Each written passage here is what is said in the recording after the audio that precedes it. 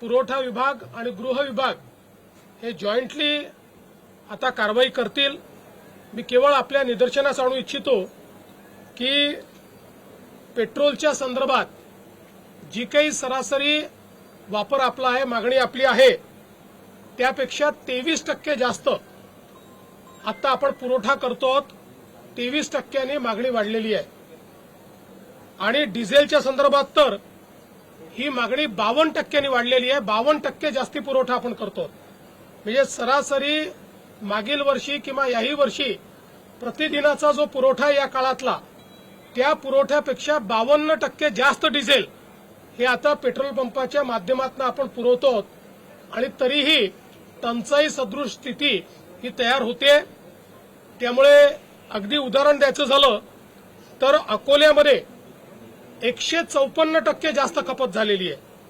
किंवा छत्रपती संभाजीनगर, बीड, भंडारा, बुलढाणा, चंद्रपूर, बुलढाणा, त्यानंतर गोंदिया, हिंगोली या सगळ्या भागांमध्ये 70% जास्त ऍडिशनल खपत ही त्या ठिकाणी झालेली आहे, ज्याचा पुरवठा हा आपण केलेला आहे. आणि म्हणूनच एकीकडे शेतकऱ्यांना डिझेल मिळालं पाहिजे याकरता आपण प्रयत्न करतो, पण निश्चितपणे त्याचा फायदा किंवा गैरफायदा हा काही लोक घेत आहेत. या दोन गोष्टी महत्वाच्या आहेत. एकीकडे नॉर्मल पेट्रोल डिझेलची खपत वाढलेली आहे आणि त्याचवेळी कमर्शियल जे ऑइल आहे, पेट्रोल डिझेल आहे, याची खपत मात्र थोडी कमी होताना दिसते आहे. याचा अर्थ नॉर्मल ही जी वाढलेली त्या ठिकाणी खपत आहे ती कमर्शियलकडे वळवली जाते आहे का, याची पडताळणी करणं गरजेचं आहे. त्या दृष्टीनं आज आम्ही आदेश दिलेले आहेत. कारण आपण समजू शकता 52% वाढ आणि त्याची आपूर्ती आपण करतो, याचा अर्थ कुठेतरी याच्यामध्ये कोणीतरी साठेबाजी करताय आणि म्हणून ती साठेबाजी थांबवण्याचा प्रयत्न आमचा चाललेला आहे. कांद्याच्या संदर्भात आपल्याला कल्पना आहे की कालच केंद्र सरकारने कांदे खरेदीचा भाव हा 3.5 रुपयांनी वाढवून त्या ठिकाणी जवळपास 15 रुपयापर्यंत तो भाव नेलेला आहे. मोठ्या प्रमाणात खरेदी देखील सुरू केलेली आहे. आम्ही केंद्र सरकारला या संदर्भात बैठक घेण्याची विनंती केली होती. उद्या संध्याकाळी केंद्र सरकारमध्ये तशा प्रकारची बैठकही लागलेली आहे. कांद्याच्या संदर्भात सातत्याने राज्य सरकार आणि केंद्र सरकार हे इंटरव्हेन्शन करतायत. 15 रुपयाची खरेदी ही आपण सुरू केलेली आहे. मार्केट इंटरव्हेन्शन आपण सुरू केलेलं आहे. निश्चितपणे शेतकऱ्याच्या संदर्भात राज्यातलं सरकार हे संवेदनशील आहेत. काही लोक विनाकारण या संदर्भात राजकारण करू इच्छितात आणि फोटो ऑपॉर्च्युनिटी करण्याचा प्रयत्न करतायत. त्यांनाही माझं सांगणं आहे की जर राज्य सरकारने आणि केंद्र सरकारने 15 रुपयाने खरेदीचा निर्णय केलाय, तुमच्या काळात कधी केला होता काय दाखवा, तो कधीच दिसणार नाही. आम्ही संवेदनशील आहोत म्हणूनच हे करतो.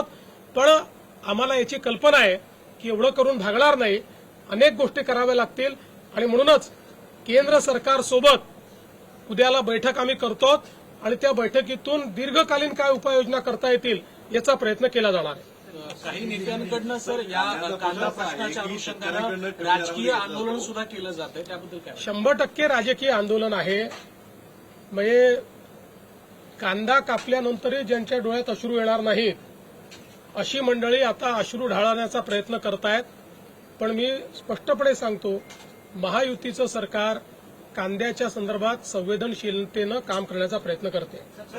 नाशिकमध्ये आहे ते आंदोलन पाहायला मिळते, कारण की रस्त्यावर उतरून हे आंदोलन करतात, रस्ता रोको करण्याचा प्रयत्न देखील. मला असं वाटतं की फोटो ऑपॉर्च्युनिटी चालली आहे. ते विरोधी पक्षात आहेत, त्यांचं काम आहे ते दाखवून राहिले आहेत. सर, काँग्रेसच्या खासदार प्रणिती शिंदे आहेत, वारंवार मोदींवरती टीका करतात. पुन्हा एकदा त्यांनी टीका केली आहे.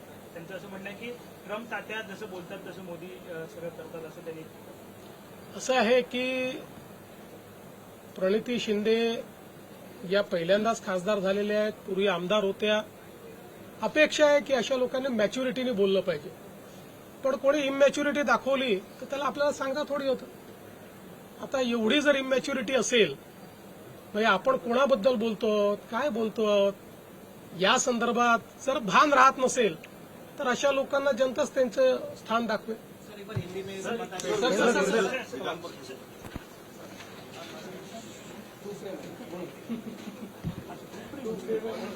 मंत्री देवेंद्र फडणवीस यांनी पेट्रोल डिझेलबाबत आणि कांदा प्रश्नाबाबत काही मुद्दे मांडलेले आहेत.